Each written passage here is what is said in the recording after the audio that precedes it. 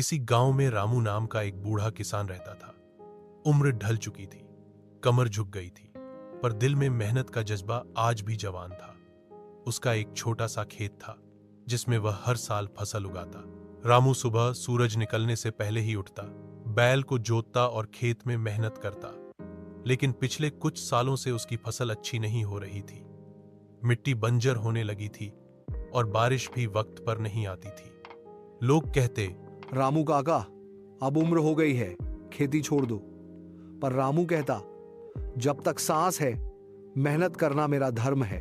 एक दिन खेत जोतते समय उसका बेटा मोहन आया। उसने कहा, बाबा, क्यों इतनी मेहनत करते हो? जमीन बेचना आसान है, शहर में आराम की जिंदगी जी सकते हो। रामू मुस्कुराया, बेटा, ये खेत सिर्फ मिट्टी नहीं है, ये हमारी पहचान है। जो पसीना यहां गिरता है वही कल हमारी रोटी बनता है। रामू ने हार नहीं मानी। उसने मिट्टी की जांच करवाई, नए तरीके अपनाए और तालाब बनाकर पानी बचाना शुरू किया। गांव के लोग उसका मजाक उड़ाते थे, लेकिन रामू अपनी लगन पर डटा रहा। कुछ महीनों बाद बारिश हुई, तालाब में पानी भर गया और रामू की फसल इस बार हरी भरी लहलहाने लगी।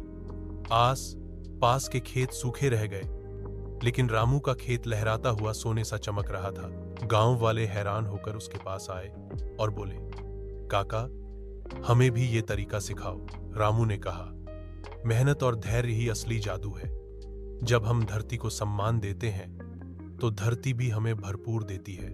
उस दिन से रामू सिर्फ एक किसान नहीं रहा, बल्कि गांव के सभी किसानों के लिए प्रेरणा बन गया। और वह अपने बेटे से बोला, देखा बेटा, पसीने की कीमत हमेशा सोने से ज्यादा होती है।